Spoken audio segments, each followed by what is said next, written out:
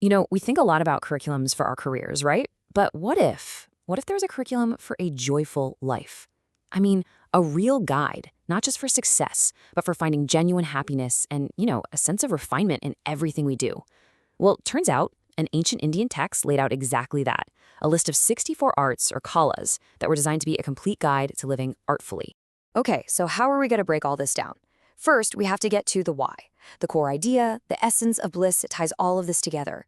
From there, we'll take a look at the arts of self-adornment, then the arts of the home, then performance and play, and even some really curious and clever arts. And at the end, we'll see how this whole list is basically a blueprint for a life well lived. All right, so before we just dive into a list of skills like, painting or music, we've got to ask a really important question. What was the point of all this? Why learn all these things? Well, the answer comes down to one single, really powerful concept. This line from ancient scripture is really the key to everything. It says, Raso hayavayam labdwa anandi bhavati. And what that's telling us is that the very essence of the divine, of our soul, is this thing called rasa. The idea is, if you can experience this rasa, you achieve a state of bliss. And this isn't just some abstract philosophy, okay? This is the entire foundation for all 64 of these arts. So rasa, that's the goal. And think about it, you know this feeling. It's when you get completely lost in a piece of music, or you're just staring at a beautiful painting, or maybe even tasting an incredible meal. That deep, profound state of enjoyment. That is what these 64 arts are all about. They're just different roads to get you to that same feeling. Okay, so let's get into our first group of arts.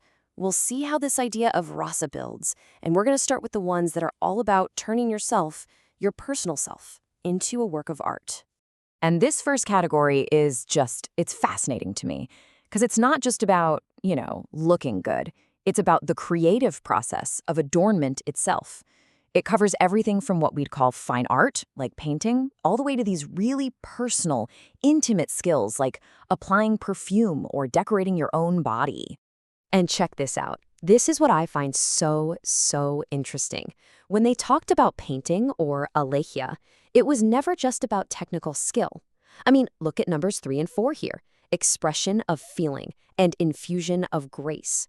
The goal was not just to make a perfect copy of reality.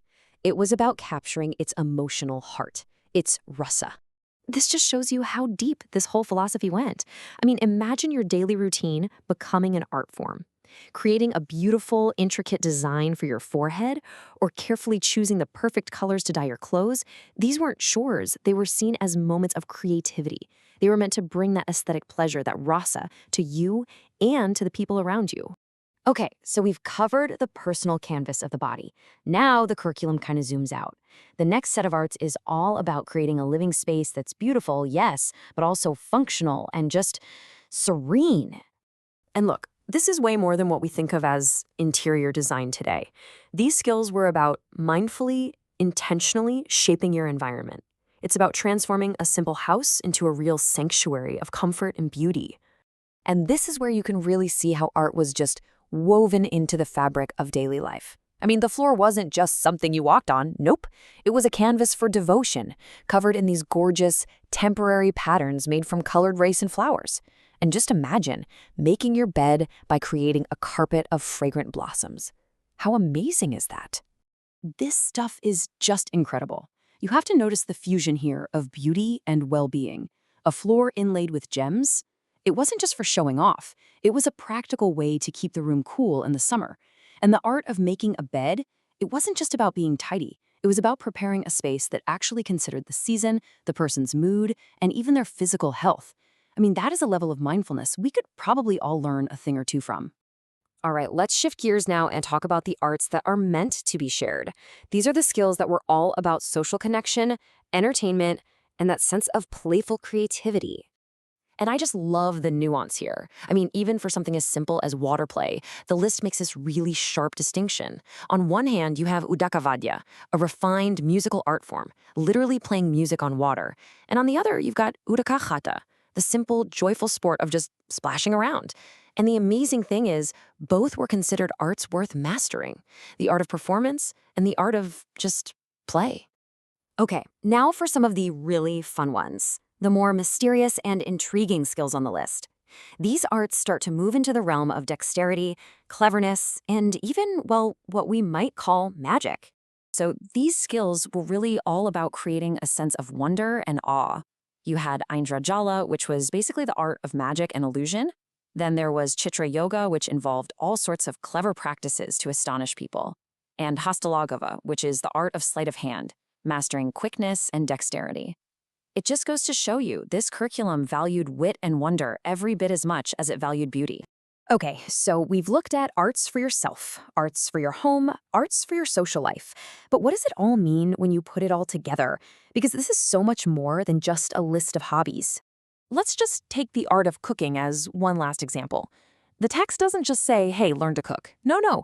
It breaks down the entire science of food into 4 distinct types. Things you chew, things you swallow, things you lick, and things you drink. It's this incredibly systematic, almost scientific approach, and it's applied to every single art on the list. And it's all in service of one thing, creating that blissful experience, the perfect rasa. So really, the big takeaway here is this. The 64 arts were a complete, holistic curriculum for living. The goal was never to become a master of all 64. That's impossible. Instead, it was about cultivating a mindset, an ability to find and create rasa, that blissful feeling, in absolutely everything you do, whether you're painting a masterpiece or just making your bed in the morning. It's such a fascinating blueprint for a life, isn't it? And it really leaves me with a question for all of us, for our modern lives. You know, in our crazy pursuit of productivity and success, have we maybe forgotten the art of living beautifully? So if you had to master just one of these ancient arts today, which one would it be? And more importantly, why? Which one do you think would bring the most rasa into your life?